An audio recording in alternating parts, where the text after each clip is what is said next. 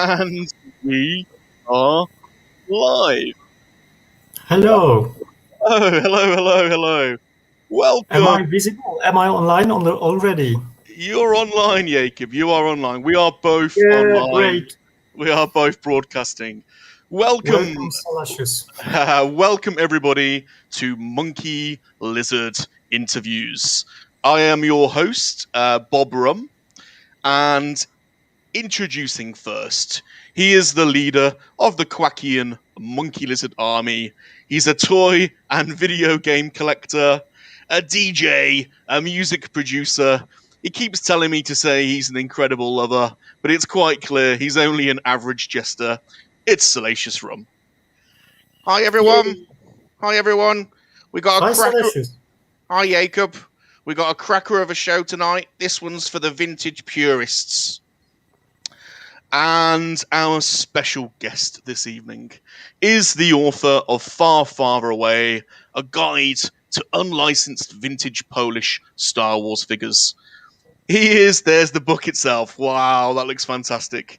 He is an expert in this field and has an unrivaled collection. His top selling book is now being updated, bigger and better than before. The second generation has been successfully backed already, but it's still available on Kickstarter and it's going through the roof at the moment. Wow, and there's the second generation cover. From Poland, from Warsaw in Poland, it's JAKUB Basinski.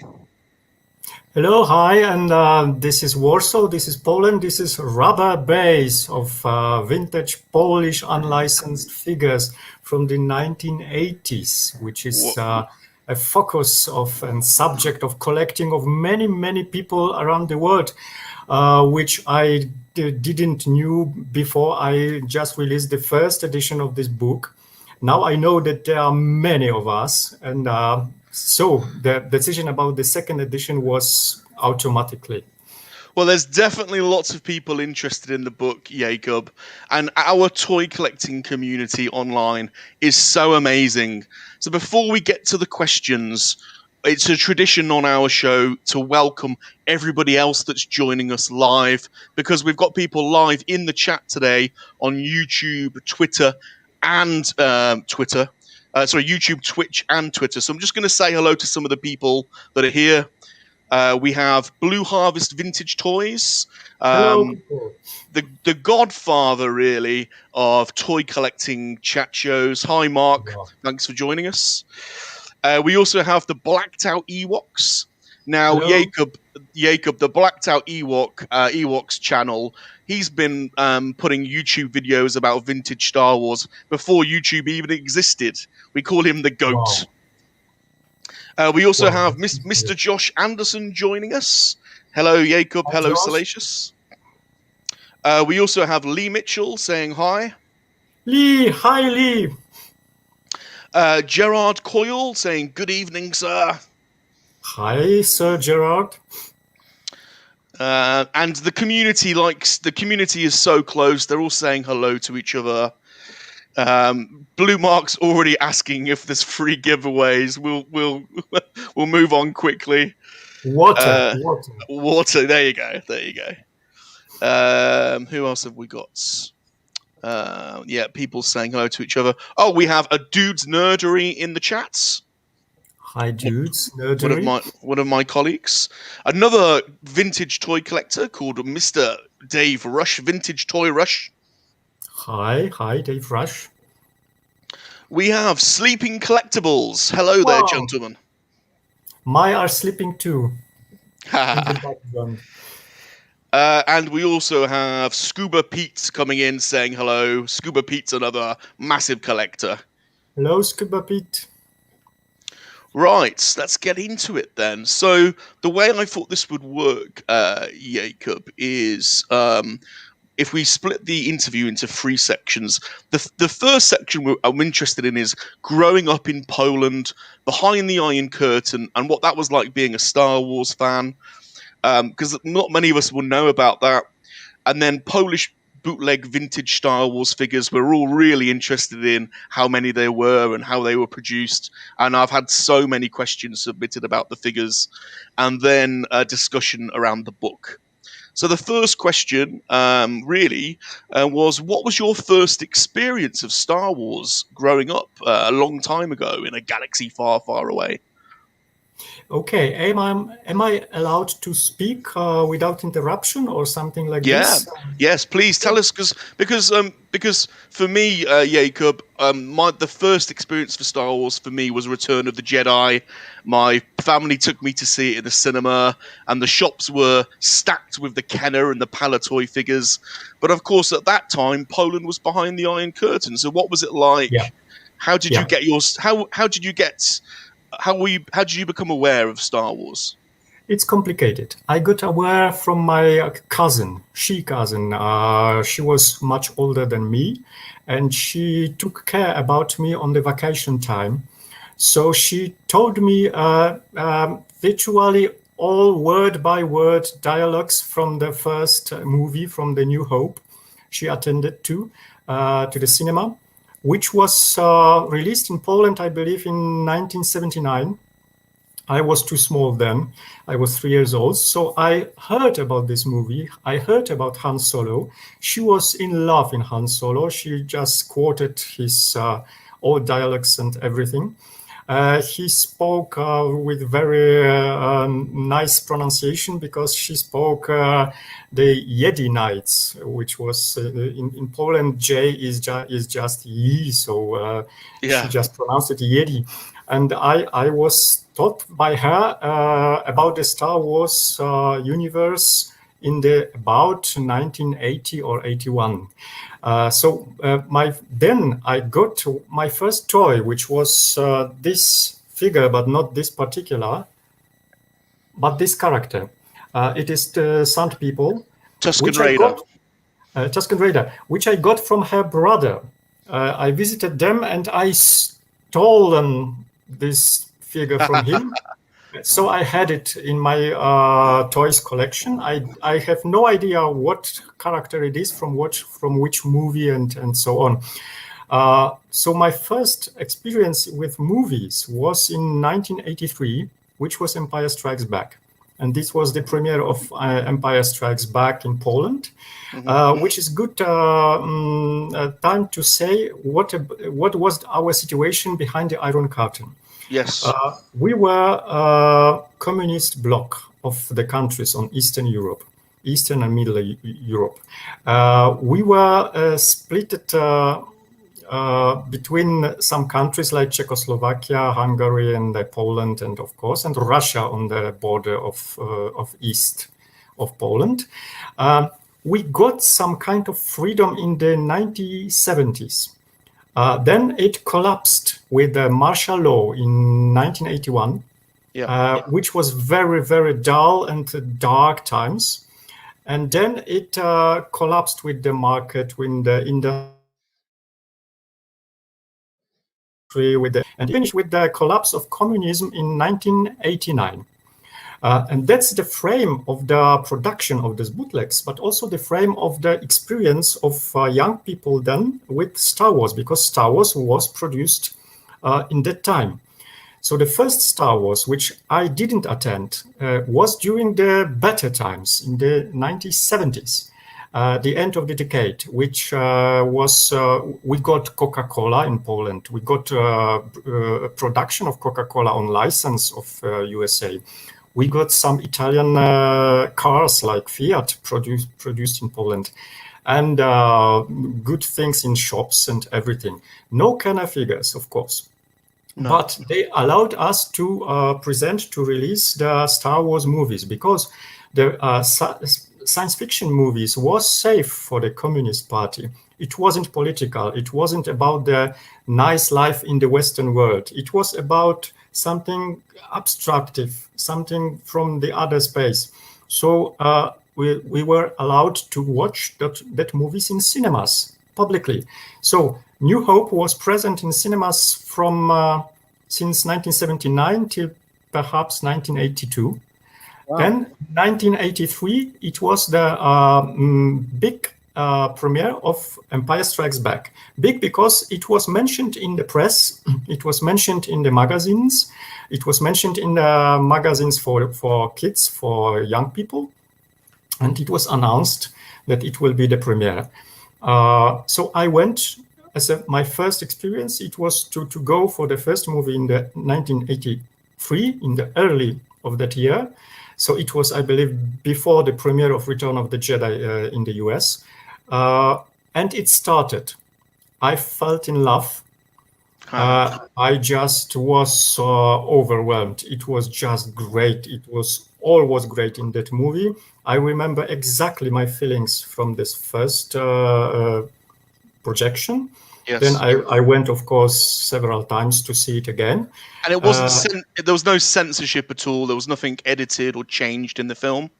No, nothing changed. It was subtitles, because we have tradition in Poland that dubbing is not so good to accepted by the audience.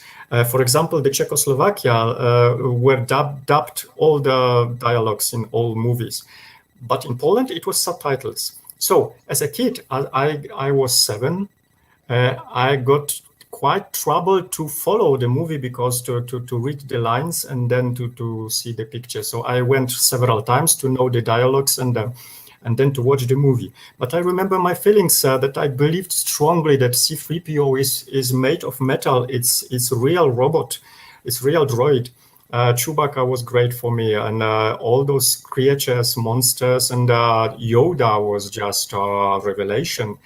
And the sad ending of this movie was so moving for the young person. And I remember that I was there mostly with my colleague, with my friend from the courtyard. And after going out from the cinema, we just recreated battle situations on our yard.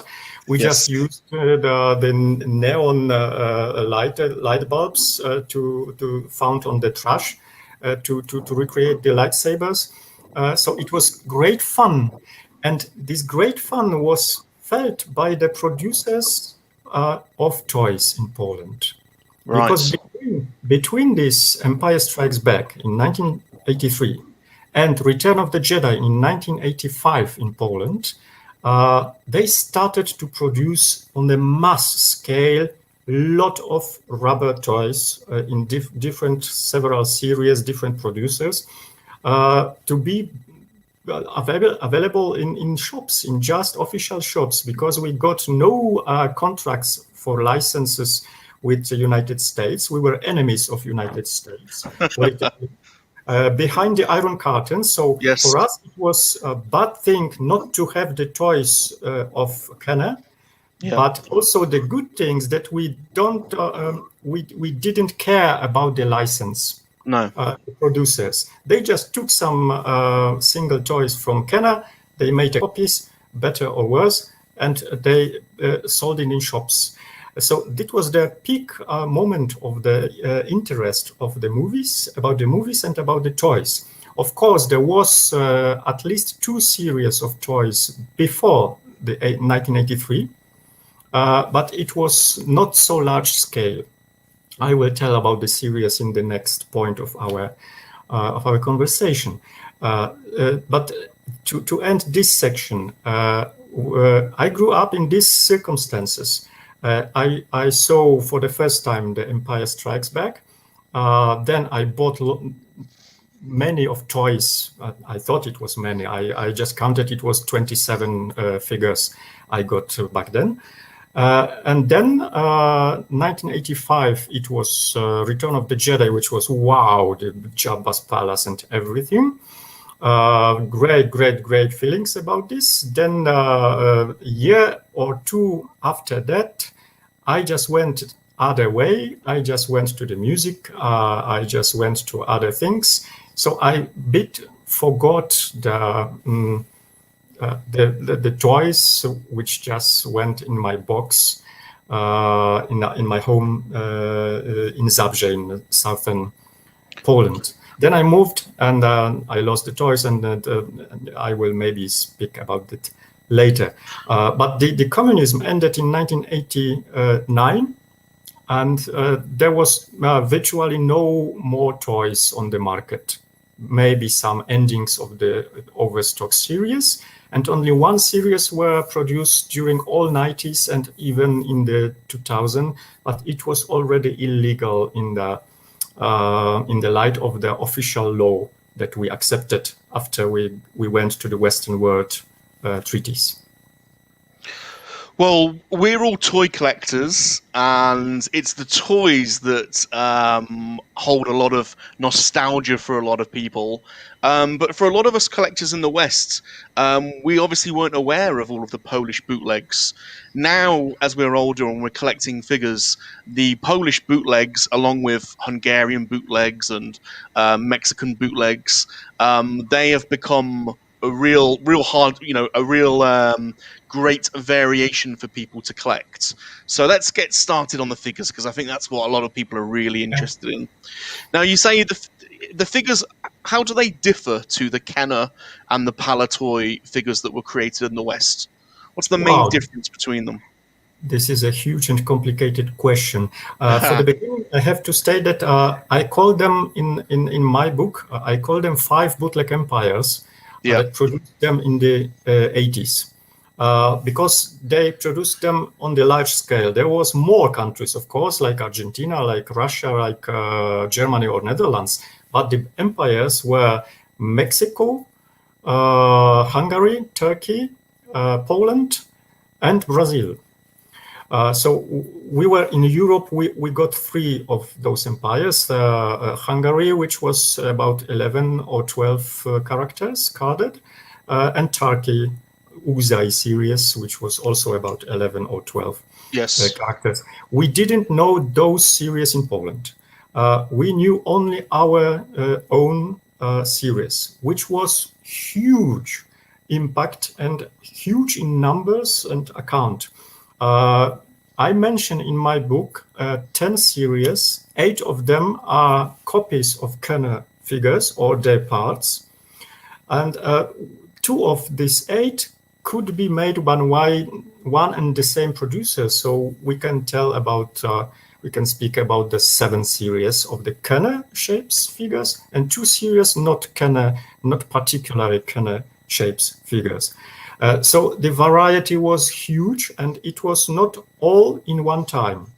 If we have some time, I will just show one figure each from one series I mentioned in my book, and to explain how was it in chronological time of producing them.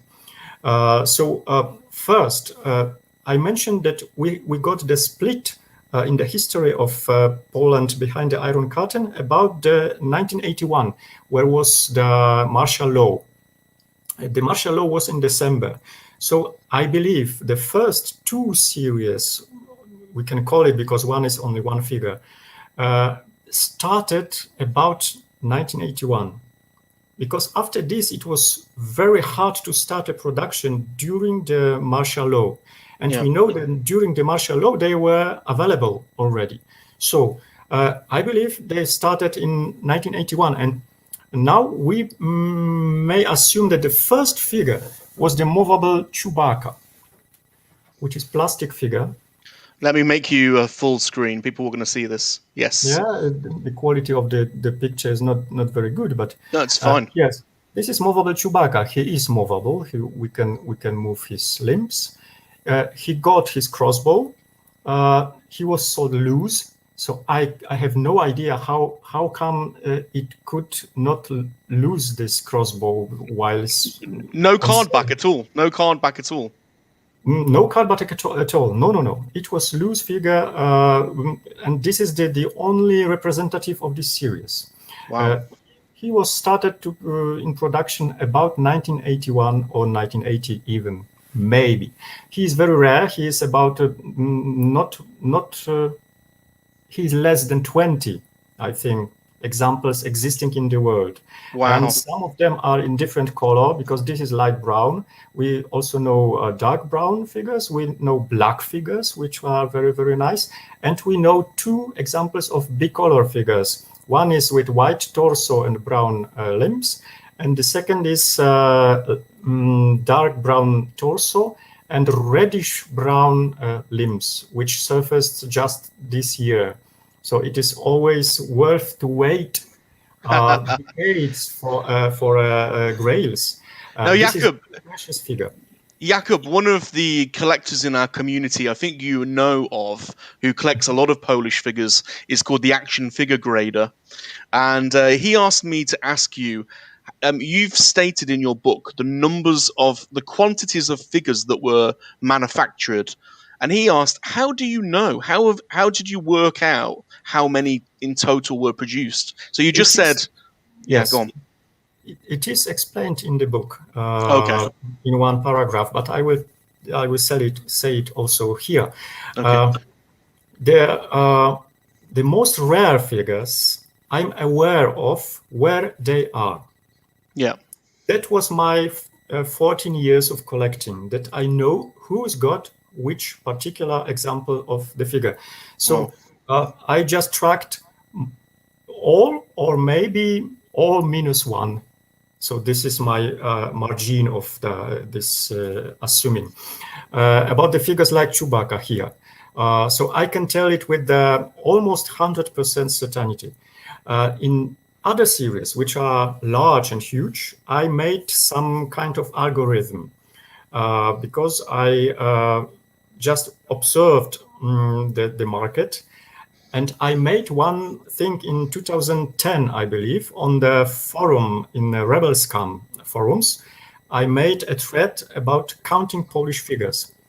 And almost all of big collectors then put the numbers there.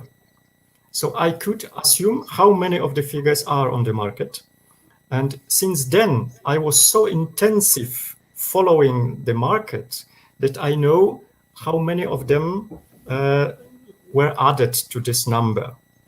And back then, when they made this number for me, I just counted how many figures went through my hands from this number. And it was also assuming thing that I knew then that about 1/4, 1/3 of all figures went through my hands. So I have an archive in my computer, and I can tell how many of each figure of each series went through my hands.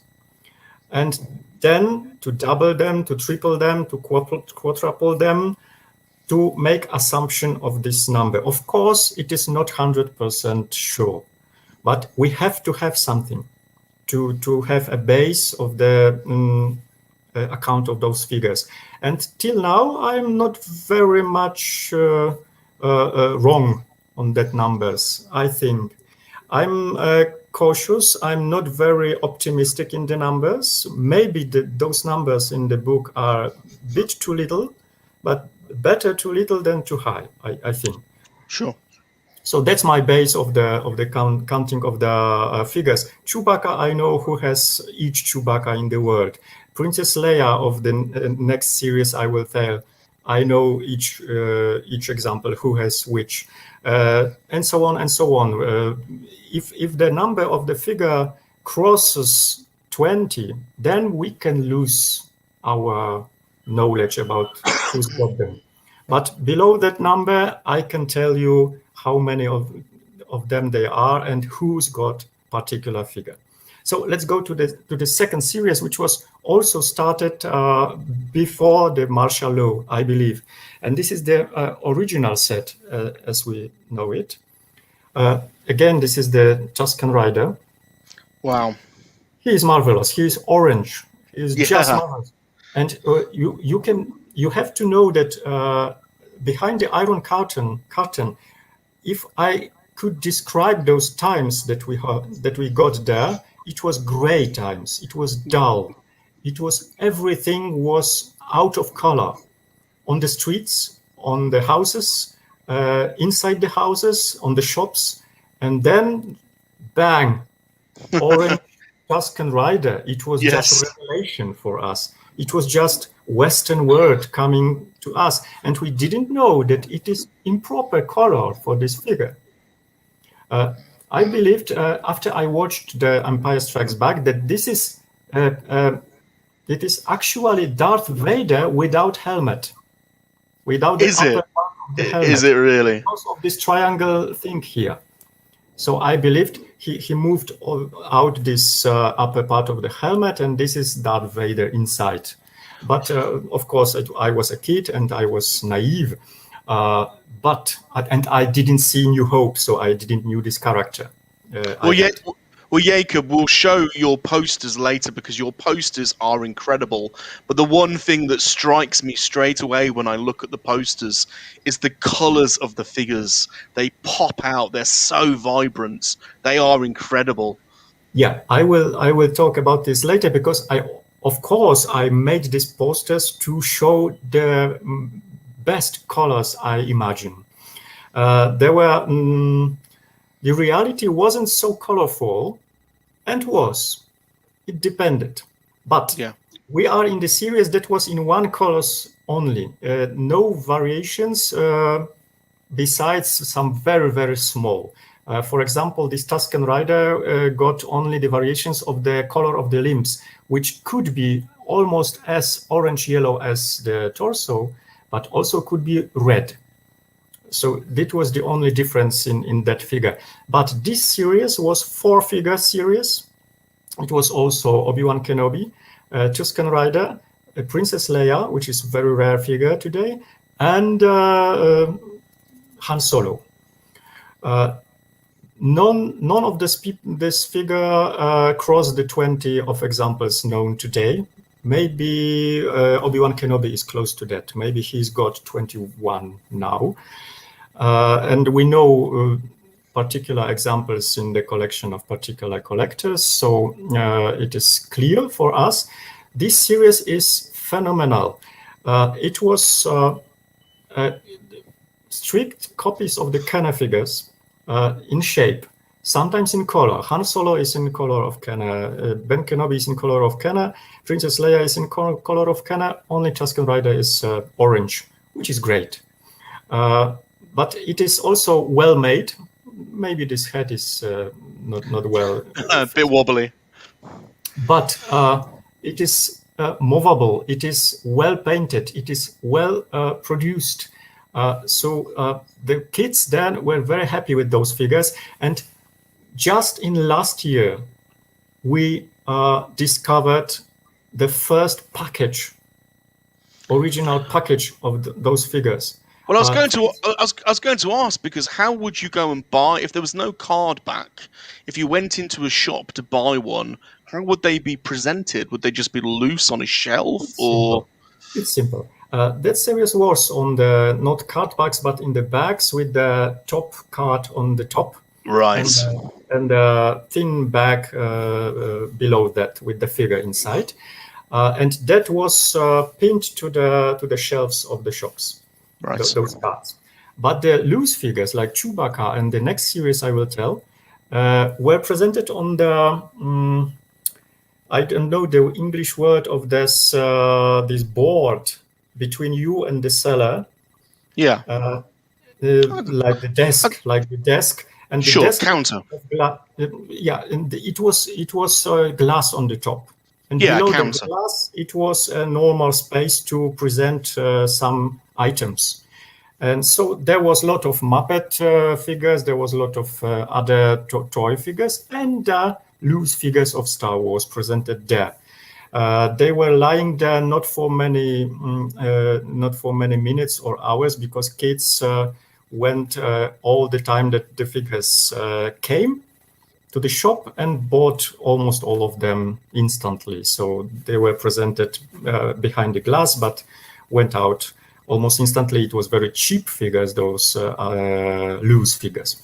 So we have two series between before the martial law started, before martial law, because they were sold till the mid 80s, I believe, still available, but not in great number and not everywhere. I don't remember them from the southern Poland, but I got Tusken Rider from the cousins, so maybe they were there.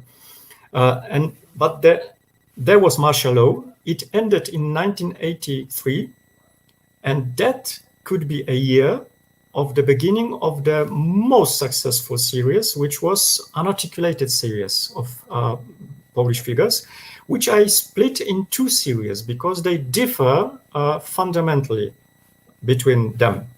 The first series was 17 figures made as non-movable copies of Kenner figures, with just great colors, and that was the colors that you admire on the posters. Yeah. I can tell you on the example of the unique figure which I have, which is the blue Darth Vader. Wow. I don't know if it is quite visible here in this light, but he is blue. That's incredible. That's incredible. He's molded of blue rubber with a blue cape. He's only one in the universe, if you ask me, and it's of course not for sale, at least for now. This series was so successful. There was plenty of them in the toy shops, in the kiosks, in the paper shops, in the other things that you could attend and buy some stuff. Thousands of them were sold. Between 1984, I assume, till 1990, and then ended. So these 70 figures were exact copies of Kenner shapes, but in very, very different colors. Some of them were Kenner colors, some of them no. And now, of course, the most pricey figures are those of very strange colors like pink Han Solo, pink Chief Chirpa, yellow Wicket, and so on and so on and so on. So to choose some of them on the poster is a hard work. Because I wanted to show on the poster as many colors as possible. So if I choose blue Vader, I couldn't choose a blue Luke because not too many blue figures, and so on and so on. And this year I just got the light gray Chewbacca, which I put on the poster, and the pink Chirpa, which is only second in the world. The light gray Chewbacca unarticulated is only one in the world, and I got it, so I put it on the poster, of course, naturally. The poster is available on the Kickstarter, so not a problem. To have these figures, even if you don't have the figures, you can have them on the pictures, which is my idea about releasing the book and releasing the posters. So I think that's a great idea because the poster just looks incredible. The idea was that because it is so little number of those figures on the market. In comparison, in the Kenner figures, in any Kenner figures, also the Grail Kenner figures are more numbered than most of the Polish figures. So the only possibility to have them all at home is to have a book or to have the poster. So that was my idea to offer it. But we have the third series, which was linked with the next one of the next series, because the same producer produced another line of the unarticulated figures, which I mentioned later. Now let's move on, not to be boring. The next series, I believe, was the Elektrospółdzielnia series, which was the most successful articulated series in Poland, the most numbered. Very various. It was sold on cards with blisters, with bubbles. It was pinned with 2 pins only, so the figures went out very easy without destroying the bubble. The cards are very rare now, and we know not many carded figures from that series, which is very strange because it was so popular in Poland. It was everywhere. The cards were blue or red. The blue was light blue or dark blue. And inside the bubble, you got 20 figures, which was very, very strange because only 3 pair of limbs were attached to those 20 torsos, which was the idea of the producers.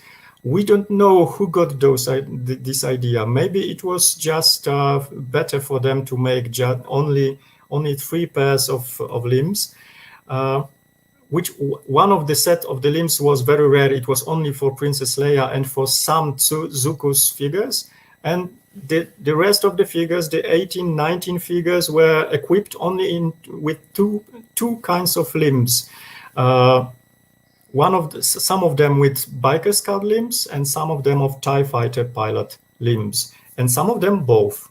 So we have this variation. This is one variation we have between this amongst this series, and the second one was the colors. In this series, not as many colors appeared as in the unarticulated series, but we got some colors. We got different colors Boba Fett's. We got different colors Princess Leia. We got black Leia and white Leia, which was my idea to make a second edition of the book.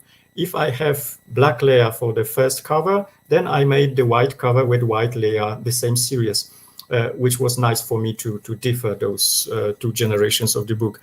So the 20 figures, some of those characters were doubled with the characters produced in the unarticulated series, which makes me to know that the producers were not the same of those two series. And we had different colors. We had great number of those figures, and they were sold as you asked. They were pinned to the shelves on the shop, just exposed to the audience. And also, this series went out very, very soon after kids saw that it came into the shop. I remember to staying in the queues that you had only 5 minutes waiting for your turn to decide which figure you want to buy, because when your turn came, you just had to say this and this and go.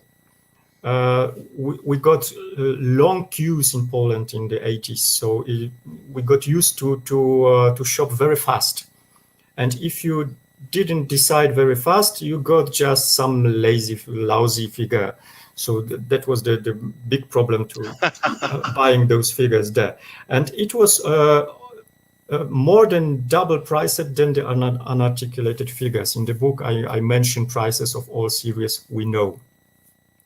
I didn't mention, because we just interrupted with some other questions about this sensation, which will be added to the second edition of the book, that we just last year got the address and the name of the company that produced the original series, which I mentioned with this Tusken Rider, but it is only just a thought.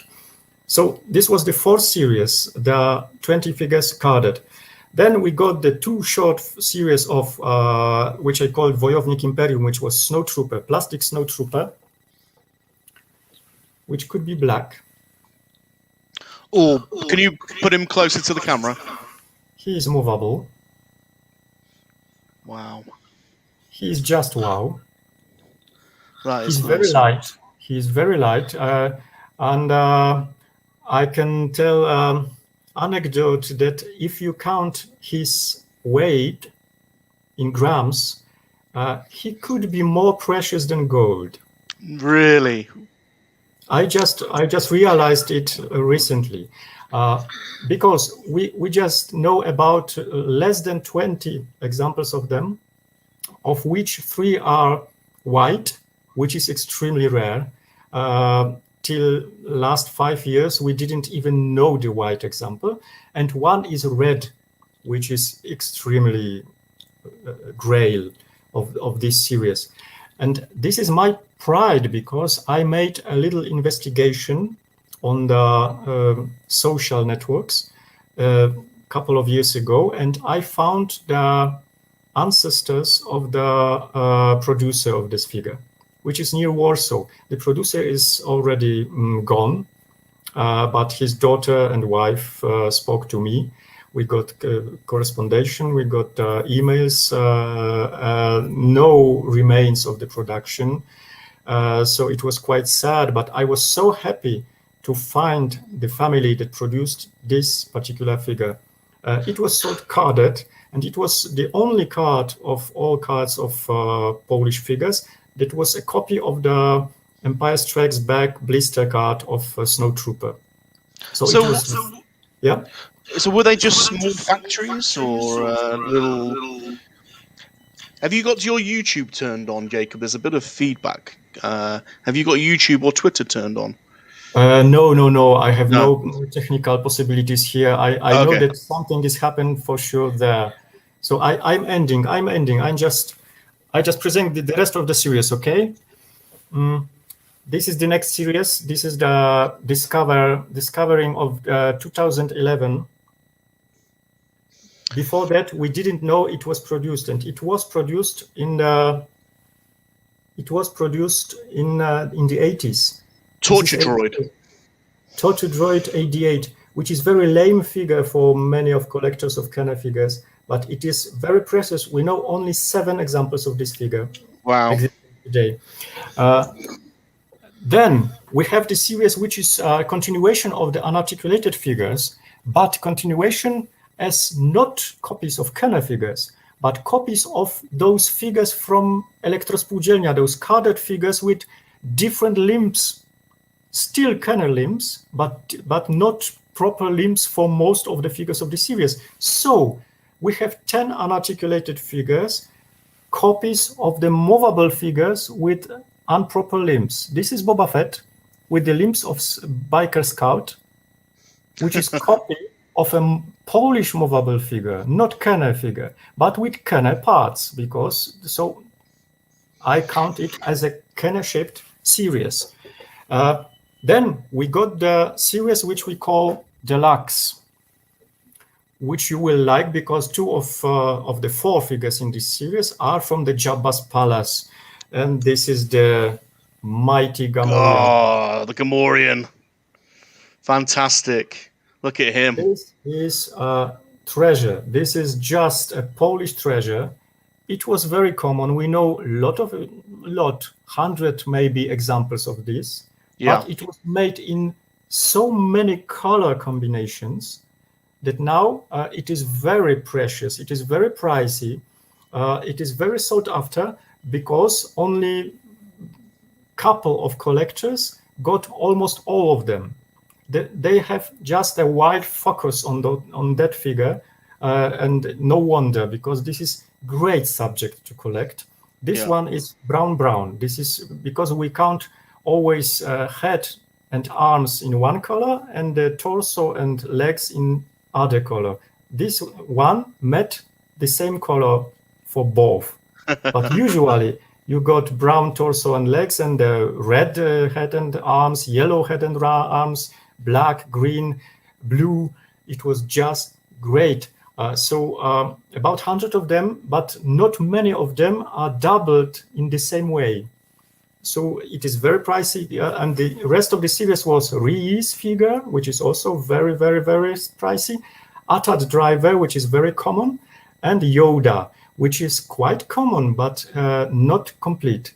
If you got one with the accessories, which was snake, belt, and cane, you are a rich man of Polish figures of this. So I believe we have all of figures counted now based on the Kenner parts.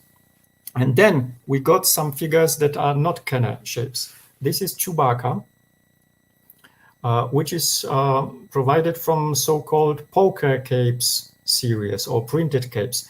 They were equipped with the capes with printed things on it, like on playing cards, maybe, but with names like Chewbacca or Obi-Wan Kenobi. And we knew only 2 figures of this series until recently, Chewbacca and Stormtrooper. This is not Kenner mold Chewbacca. He's got differences, and we don't know from where it came. This is a mystery.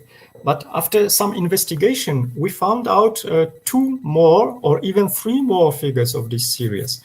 One was Obi-Wan Kenobi, which differs in mold and is mentioned on the capes. The second one is the only one and single figure of Tusken Rider, orange unarticulated Tusken Rider, very lousy in shape, but I think it belongs to that series. And the 5th one is the Darth Vader, which is also with some differences on the molding shapes. So we believe it belongs to that series. And the last series we can count of the Polish figures, vintage Polish figures, is the Comic Spain Yes. Disney Tour figures, which was copy of one of those series. I mentioned in the book which one, and it was only two figures, C-3PO and R2-D2 in that series. And what's interesting, recently one figure surfaced of C-3PO with movable arms, and it will be inserted in the second edition of the book as a nice thing to know that it was maybe produced not in Poland, maybe also in Poland, in white color. This is green here. So that was the 10 series of the Polish figures. Bit chaotic because we are out of time, I believe.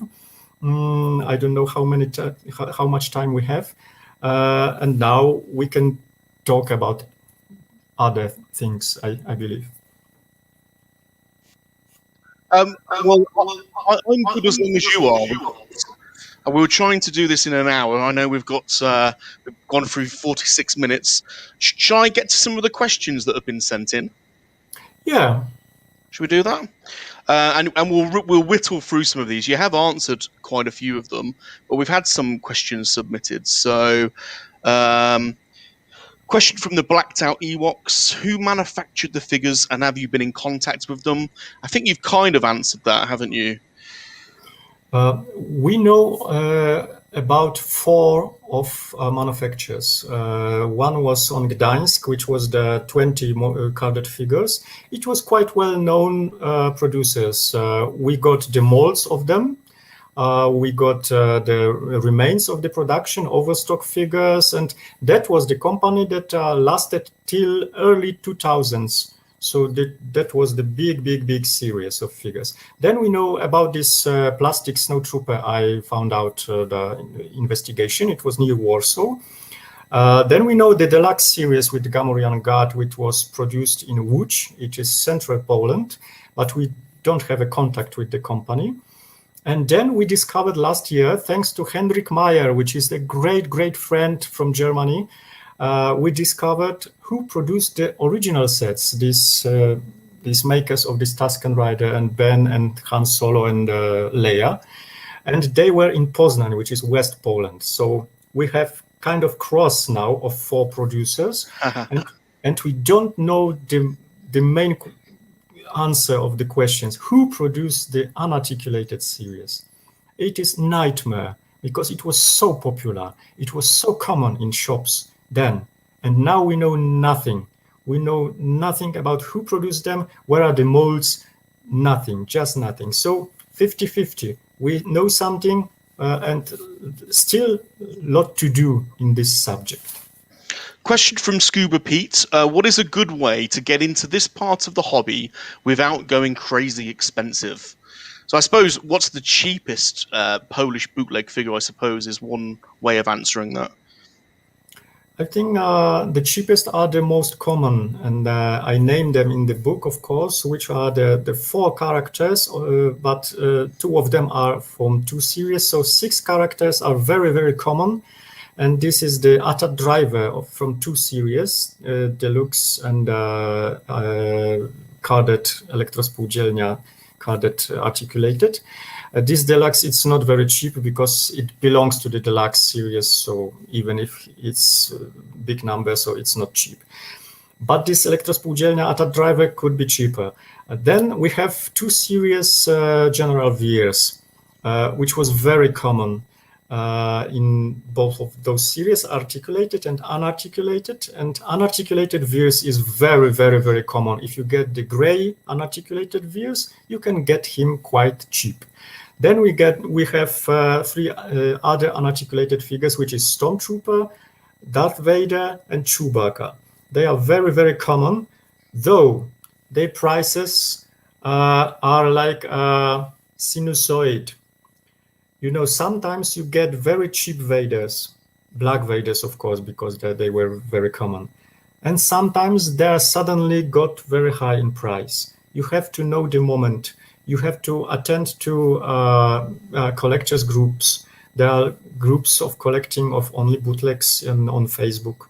You can ask, of course, the collectors. You can ask, you can go to eBay, but eBay is now very expensive because a lot of people in Poland think that they have very pricey figures, but they know nothing about them. So the asked price are so high that are unbelievable. I stopped to react on this. I used to react to writing to those people. You will not sell this item, but they of course were very very angry on me. So I stopped that. So eBay is maybe not the best place. The best place is to go to the forums, to the Facebook groups, and to contact personally the collectors. But now I'm afraid now the prices are not very low for any of the figures, Sure. which is good for me because not for me personally because I don't sell usually figures. It is good for them because the Uzay figures and Hungarian figures were very, very expensive for years, and Polish figures were very cheap. And for my opinion, they deserve to be equal because it's so rare items to find. So the prices should go, and they are still underpriced, I believe. Well, the Blacked Out Ewoks has asked, do you collect bootlegs from other countries such as Hungary or Mexico? No, No. no, I don't want to go crazy. I was so intensive seeker of Polish figures for some years at the beginning of my collecting, of my serious collecting, that to seek other series, it will be out of mind for me because I spent each and every minute of seeking particular figures of my life, of my private life. So I devoted myself just to them. Even more, I devoted to the figures and not the other items of Polish collectibles, because there are posters from the cinemas, there are photos from the cinemas, there are some other figures. I can show you also the Polish Yoda top pencil. Wow. I That's don't count amazing. him as a series, but because it was two of them, it was E.T. and Yoda. He's cute. He's very cute. He was in various colors, of course. So I got one, but I'm not crazy about this. I'm crazy about only Polish figures made in 1980s, sometimes a bit later, and that's enough. That's all. That's enough to make a book about. And if I go to expenses with Uzais and Hungarians and Mexicans, no, no, no. I admire them. I respect them. I mention them in my book, but just Polish. Well, let's talk about the book because we've been going 52 minutes, and I want to get to the book because it's your second edition. So the first one sold out. This one has gone gangbusters. You've already met your goal, but there's another 27 days to go, so people can still buy it. I'm going to add. Here is the Kickstarter page. Yeah, this is just my pride. It is so overwhelmed. And do you want to just tell us what backers can expect with the book? What are they likely to? Yeah. The most obvious thing is the cover, of course, which is light, which is this time it's white Leia and then the white snowtrooper back on the back. But it is only a cover. I will add about 36 pages more. I planned 32, but I believe I will go up to the 40 maybe, because there is plenty of new pictures I will put inside it. Plenty of new informations about two series. In particular, the first series is this original series which we found the producer. So I go, because the Kickstarter went so well, I will go personally to Berlin to Henrik Meyer, who found out these producers. He got this package of these figures. We will put all the figures of this series to this package to make pictures of it, and it will be shown in packages, which was not available in the first edition. The second series I will tell about more. It's the Poker Cape series, which is this Chewbacca and 4 other characters, because we found other characters of this series. And In the unarticulated series of those Polish shapes but on counterparts unarticulated series, I treated them in the first edition very modest, with 2 or 3 color variants each. Now we will show almost all possible color variants of this series and the first unarticulated series, and sometimes the articulated series. The effort is to show all or almost all color possibilities of each series, which is great because a lot of fellow collectors are now contributors of this book. They will provide pictures from their collections. I know who's got which color variant I'm lack of, and I ask him, and he's just providing me the picture. So this is at least 36 or 40 pages in addition, at least 100 of new photographs, some improvements of mistakes I made, of course, in the first edition, much better paper, because I'm not happy with the paper I got in the first edition. I'm not happy with the colors I got on the first edition. It's minor thing, minor detail. All people that bought the first edition are very happy about colors, about what's inside, and so on. But I'm kind of perfectionist in this subject. I need more glossy paper, thinner but more glossy, and not such a big contrast on the pictures, on the colors, as it was in the first edition. I got very little money in the first edition to make a proof prints between me and with the conversation between me and the printing house. So I couldn't manage it so well as I can now. So now the bigger money from Kickstarter will go for the better contact with the printing house to make great pictures, because my idea of this book in general was to show those items, those great figures in their greatness, in their just great colors and shapes. Even if they are ugly, they are beautiful. And in big light, and great colors, the beauty will just pop up. I don't think there's any ugly figures there. This is a picture of the poster that you've also made, which is also available on Kickstarter.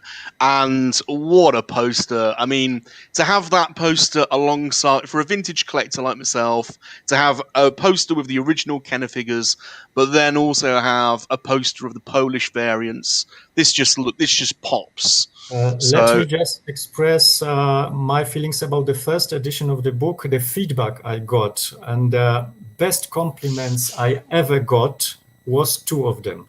One was when several people called my book a Bible of Polish bootlegs. And the second one compliment was that they set them together with the famous legendary Kellerman book about Kellerman figures.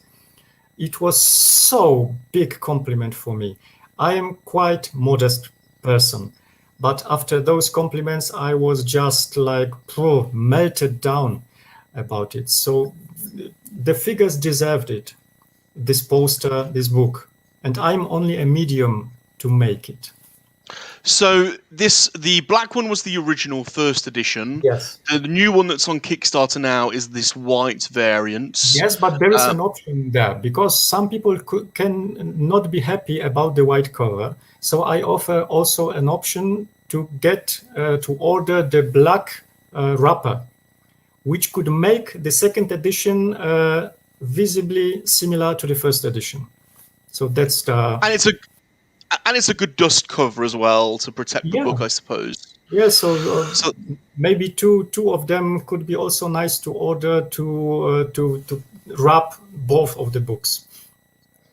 And then this is the checklist poster, which I've also ordered. And then this is another poster, which is your Tuscan artistic poster. Just fun. This is just fun because I love Tuscan riders. I have focus on them. So I put together all I could gather together with all color variants and to show them with the capes on the corners, just for fun.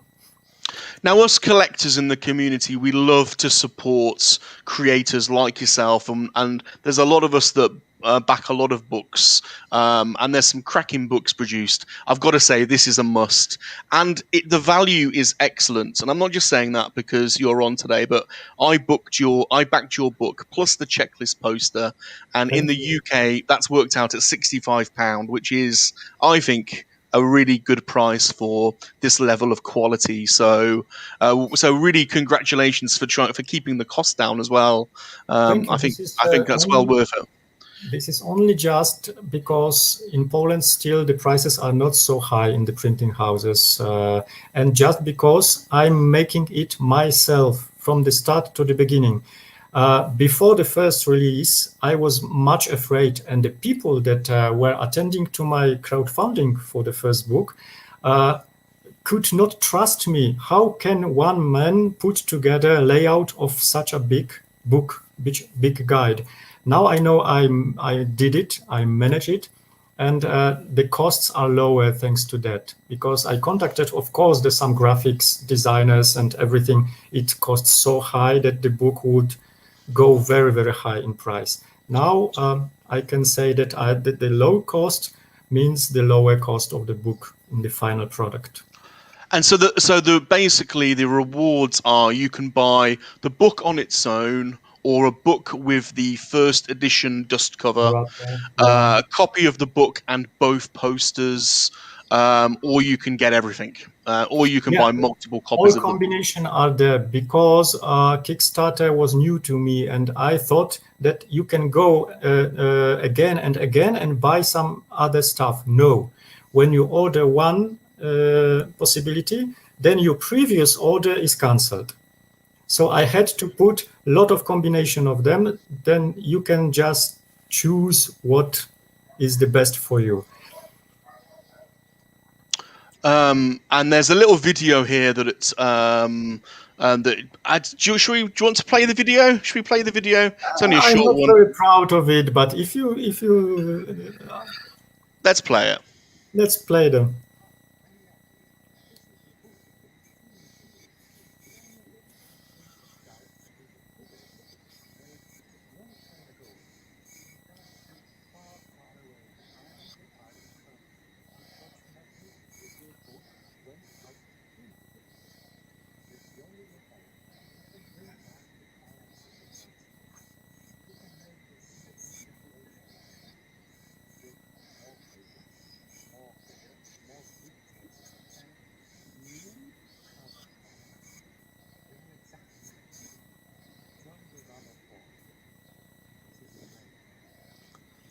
This is the way. And I wanted to play it because you also get to see your incredible collection in the background, JAKUB. The part of it, yes, it is right there, and not very good visible now.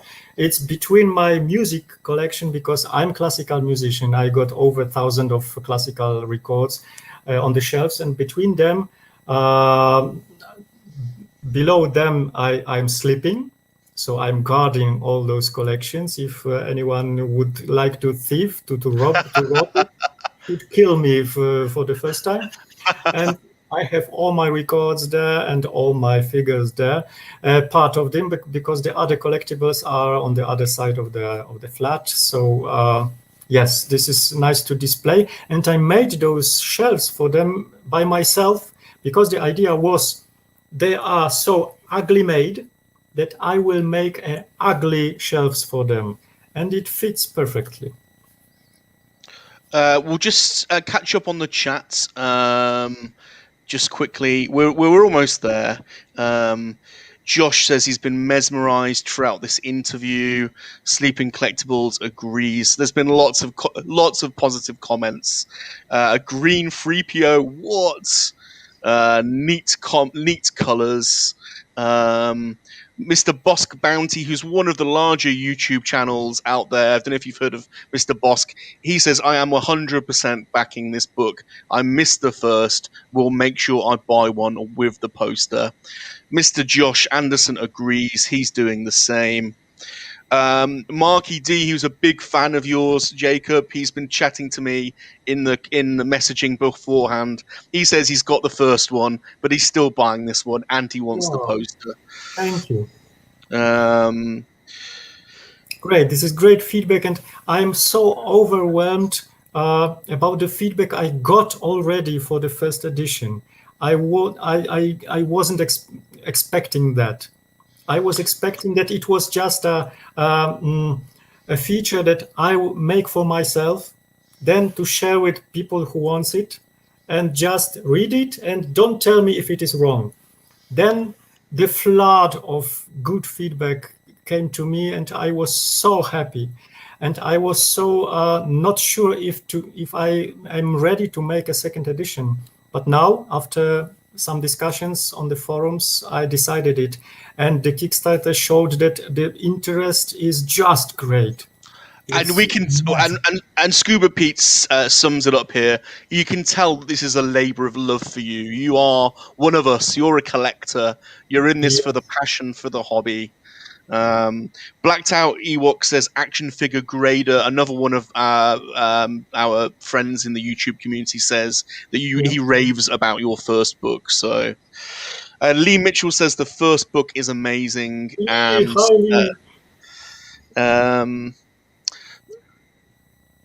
so, I found out about JAKUB through Old Plastics channel. He's another YouTuber that's been raving about you, JAKUB.